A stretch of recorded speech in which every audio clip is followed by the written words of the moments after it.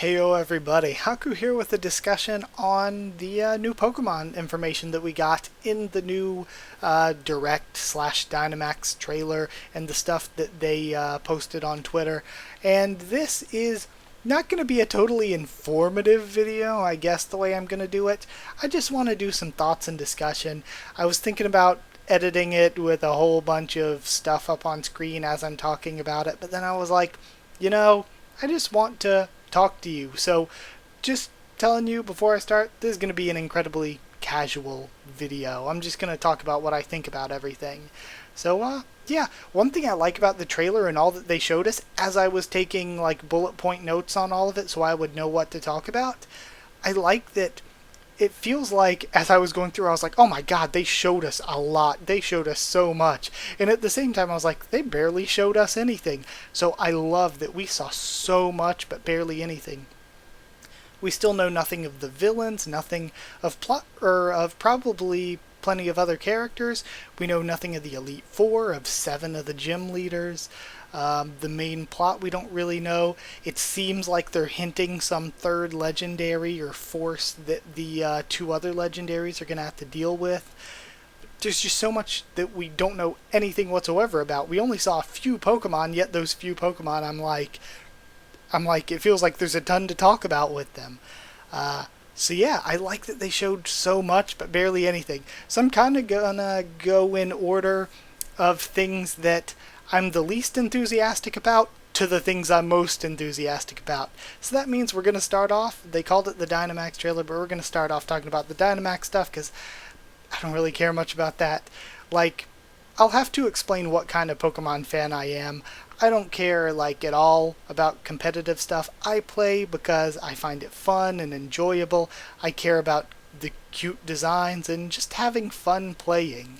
So, I don't really care about how things can affect any competitive gameplay. I don't care to think about stats and such that much. So stuff like Dynamax and all these gimmicks, I'm not really super opinionated on. Now, I just don't really care much about the Dynamax stuff. I think it could be fun. I don't think it's bad at all. It's like Z moves. I didn't really use Z moves much, but it felt like they fit the lore. You're using this crystal to power up your Pokemon and then use a special move. And it seems like Dynamax is going to be a similar way, where you use the bracelet to make your Pokemon gigantic or whatever, just for 3 turns. And so yeah, that doesn't seem lore breaking. It's just some special thing, lasts for 3 turns. Some special energy. It doesn't seem lore breaking for Pokemon. The only one I didn't like, and I saw so many people like, why don't we get more Megas? Why don't they bring back Megas? Megas, I think, are the only thing from any Pokemon game ever that I have hated. I really didn't like Megas. And that's because I loved all the Mega Evolution designs. The designs are so good. All of them. All of them are so good. And I think that's the problem is, if they were like new evolutions and it's like, hey, we've had like Venusaur and Charizard and everything around for forever, so we're going to say, hey, at level 75 or something, some crazy high level, they get another evolution just to give you reason to keep using them into those high levels. So I think that that would have been a good way to handle it. Just give us new evolutions for the character, for the Pokemon themselves, but for the way it was of they transform into this newer evolved version of themselves, but then they transform back at the end of battle. I don't know, it just seemed very lore breaking, and I really didn't like the idea behind it. It was like they had this amazing idea. More evolutions for past Pokemon. That's an amazing idea. It's like they had this amazing idea, then they dropped it in the trash, pulled it out, rolled it around in some mud, and were like, here, have Mega Evolutions. So that's probably the one thing I've disliked in Pokemon games, but I think that Z moves, Dynamax, every generation it seems like we're probably going to get some sort of gimmick to add in like this, and while I'm not particularly a fan of them, I don't really think it's particularly bad either. Like for Megas, I just ignored them and didn't use them for the most part because I didn't like them. So it's as simple as that. And I could do the same for Dynamax. If I didn't like it, I could just ignore it. But I think the aspect of it of raid battles could be super fun. Now I have to tinge this a bit by saying that Nintendo is notoriously bad at multiplayer, but I think that raid battles could be super fun, and especially even if you can go into them solo or with people, just treating them like boss fights could be super fun. So Dynamax has potential to be really fun, because like they said, these Dynamax spots where you go in to do the raid battles are going to have different Pokemon and different weather each day. So it could be really fun to do like a daily boss battle with those. I think that could be really fun. Now, next up, some things I'm actually more enthusiastic about. Dynamax was the name of the trailer, but it was the only thing I didn't really care about much. But it seems like we're going to have a super open world. They called it like the wild area or whatever. Just this big open world with cities dotted in it. So that sounds amazing. I wonder how much freedom we're going to have, if the story's going to be linear and it's like we need to go to this certain city, or if it's going to be like explore wherever, and whatever cities you go to is the way that the order of the game is going to take place. Now that would be a huge departure from past games and the way they worked, but I feel like they could pull it off because Sun and Moon were a huge departure from past games, and I think that Sun and Moon are probably the funnest Pokemon games so far. So I think if they can just one-up themselves again, find new, fresh ways to handle things, I'm good with that. So I'm excited for the concept of a super open world. And we get to see that Pokemon are actually walking around in the overworld, which looks amazing and is amazing. And they explain that you can have encounters from like running into the overworld sprites, say like Let's Go. But you can also have encounters just walking around in tall grass or caves, etc., when the exclamation point pops up. So I like that. We get the classic mystery, you don't know what you're going to get, you're having some encounter, and also the ones where they're walking around in the overworld and you know what you're going to run into. And I like that. So like you're running into ones that you can't quite see because the cave is dark or they're blending in the grass, but then you also get the big ones just walking around in the overworld you can run into that you can see. So it logically makes sense, again, in the lore of the series too, and it looks really cool to see all the Pokemon swimming and flying and walking around. From there, they mentioned, oh yeah, the world looks great too, just the art style, and I think the character avatars look really good. I've liked the style that we've had since Gen 6 with the character avatars. And it looks like there's going to be a lot of customization, which is something I really, really want, because it was one of my favorite things in X and Y, and again, one of my favorite things in Sun and Moon. I want us to have tons of customization for how the character looks. Some things they mentioned about the culture of Galar. I like throwing in the cultural things too, about how they were mentioning that battles are treated as televised entertainment, and that Pokemon are part of the workforce. We've seen that with other other regions. Basically, that's the case in every region. But they made a deal of it here that if you work at a place, then Pokemon could be your co-workers. Now, next up, for things I'm even more excited about, the characters, because characters in Pokemon are the big thing for me. So we get to see Leon, who is the champion. We're seeing our champion already, and his design looks awful, and I love it. It's amazing because of that. Like, the hair and the face is really cool, but his clothing is so goofy and wonky, and I love it. It's just fun. Like, I looked at his design, and I was like, oh, that's bad. I love it. So, yeah, that's the way I am. It's just fun and goofy, and I love it. And he also has a Charizard, which is interesting and cool. So we've got to see that already. His younger brother, Hop, will be your rival. I wasn't too big on the name Hop at first, but I think it could be fun, so I'm cool with it. Now, honestly, I love Hop's design. Hop's design is really, really great. I really like him already. Magnolia is the professor. Now, the design is fine, but I kind of wish they were more unique. Professors in the past have been pretty unique, whereas Magnolia just looks like it could be any old lady NPC you could see in some town somewhere. So that aspect, I kind of wish her design was a little bit more out there, because we've seen some very out there Pokemon designs. Look at Colress. we've seen some very out there designs, so I would have liked Magnolia to stand out a little bit more. Sonia, her assistant, has a great design, and also her granddaughter. Now, this is where I got to thinking, I hope she has an important role.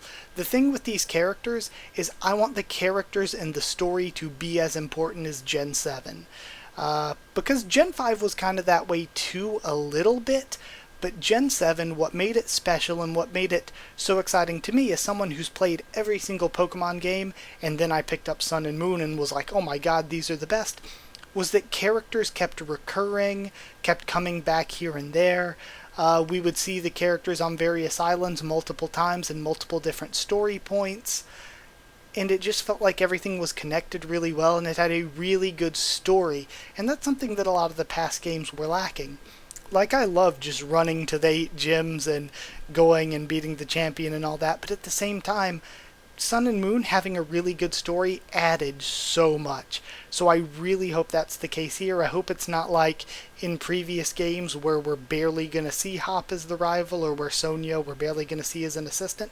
I hope it's more like characters like Lily and Gladion and gosh, Hal, I almost forgot his name. I like where they're just constantly recurring and playing different roles in the story. I hope it's more along those sorts of lines. Now, I don't think she's going to be as important as Lily, because Lily was very key to the Sun and Moon games, but I hope Sonia and all the other characters do get to be important. And we also get to see Milo, who's a grass-type gym leader, and I like him. I like his design. The Pokemon designs ever since Gen 6 have moved away from sort of a more anime-ish style and have gotten a little more, and I'm not saying this in a negative way, cartoon-ish, but it's more like they're finding their own new style and evolving a little bit, and I like it. I like the style. It feels very Gen 6 onward. Whereas somebody like Leon, you could picture him being in like any generation. A lot of things, I guess because it's the European vibe, a lot of things about the world look very Gen 6-ish. And for the new Pokemon, we saw some, I feel like, look very Gen 7-ish, and some look pretty Gen 5-ish. And that's what I'll get into talking about next. Before I do, I'd like to say I really am excited to see the villains. That's something I'm excited about. But, yeah, the new Pokemon is the next and final thing I'm going to talk about. I loved them. I couldn't confirm this, but I heard somebody saying that the guy that was in the direct talking about them, who said he's the director for the Pokemon designs here, is the guy who did designs for Gen 5. So they were bringing up, they did things like Vanillish and Vanillex, and I don't think they're that bad. I know Kling Clang and Kling Clang are always my example for uncreativity. But there were so many great designs in Gen 5, and that's one of the things about Gen 5. For as many not great designs as there were a ton of amazing ones. Unlike Gen 6, where, like, I usually like every Pokemon, and I like to say I like every Pokemon, but oh boy does Gen 6 stretch that, because a lot of them really are not very good. But yeah, a lot of the Pokemon here look like ones that could have been in Sun and Moon, or they look very Gen 5-ish in design, like Gossifleur and Eldegoss, are the first ones I'd like to talk about. They're grass types, I like them a lot, but they don't really stand out from previous Pokemon that much, like Cottony and Whimsicott, or even, they kind of, in some ways you could argue, look a little bit Lilligant-ish. So yeah, they kind of have a Gen 5-ish look to them. I really like them, but I also don't think they stand out very much from past grass types. Now, everybody's favorite, and one that I absolutely love, Wooloo. Everyone loves it, so do I. Wooloo is great. I can only hope that Wooloo will be useful. Wooloo's one that looks very Gen 7-ish, that I could have seen in Sun and Moon. Now, one thing that Wooloo having an evolution, like, here's the thing. I think what's most likely, and what would be a little bit disappointing, is Wooloo is probably going to be a Komala type Pokemon. We saw Komala early on in the trailers for Sun and Moon, and they're just no evolution, really cute. You could love them as a mascot, throw them in as a mascot, but they're not really all that, I don't know, great to use. They're not fun to use. but they're cute, and I feel like that's where Wooloo will be, where it's like, I'll probably use it for a little while, but in the late game it won't be as fun to use because it's probably not going to have an evolution. And an evolution could kind of be a double-edged sword. What I think is the best case scenario that I would love for Wooloo is to be in a Baniri type situation, where Baniri is cute and adorable, but then it had a cute and useful normal type evolution, and that's more of the exception rather than the rule, but I think that would be really cool to do. Though I doubt it's going to be the way things are handled.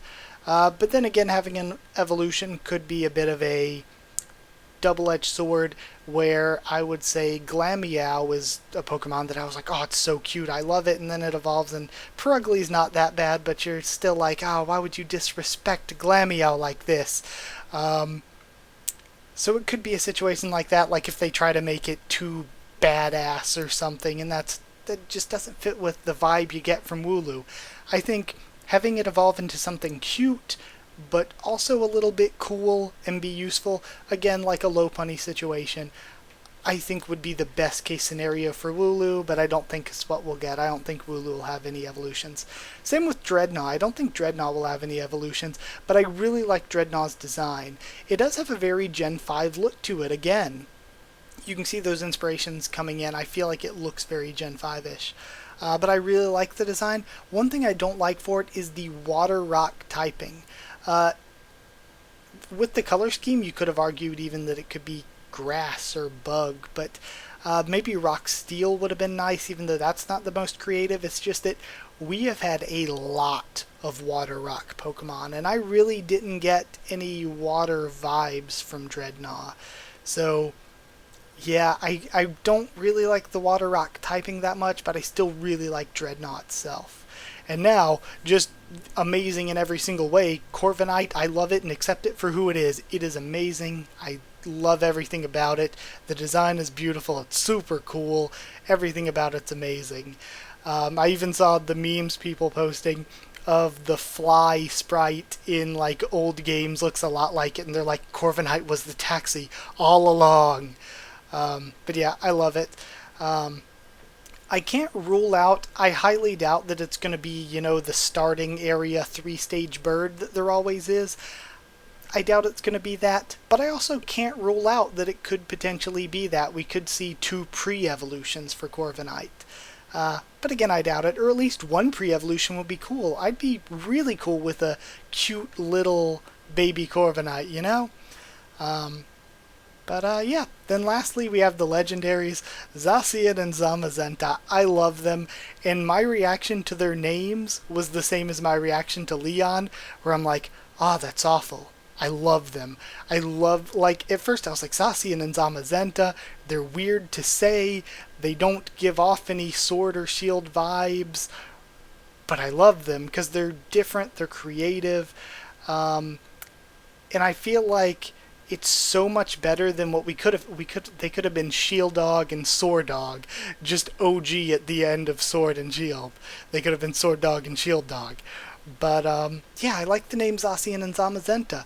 They're just wacky and off the wall enough that it's great. Like Kling Klang and Kling Klang is super uncreative, and I mean, some of the original Gen 1 names are kind of uncreative, so you can't rail too much on them because of that. But like if Kling Klang and Kling Klang were named like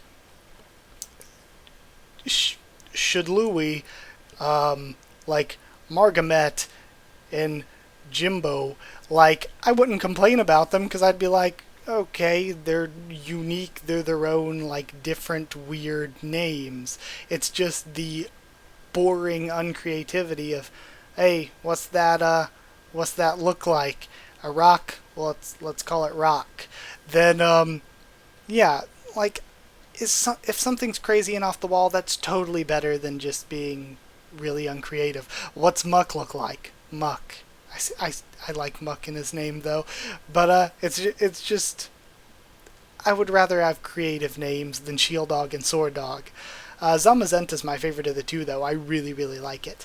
And as for their typings, they gotta be a steel type, right? You would think. I mean, the typings for the legendaries for Gen 7 were a little bit weird at first. You would think they'd have to be steel type. You would think. I feel like steel fighting would be really boring, but I also feel like steel fighting is the most likely of them. So I don't know. Do not know. But either way, hope you enjoyed the video. That's all I got. I don't know. Shield or steel flying for Zacian I think would make sense and look good because it kind of has the wing looking things. But I don't know. Interested to see what you think though. Hope you enjoyed the video. Like if you did like the video, comment down there to tell me what you thought of my thoughts on all this. What are your thoughts on all this?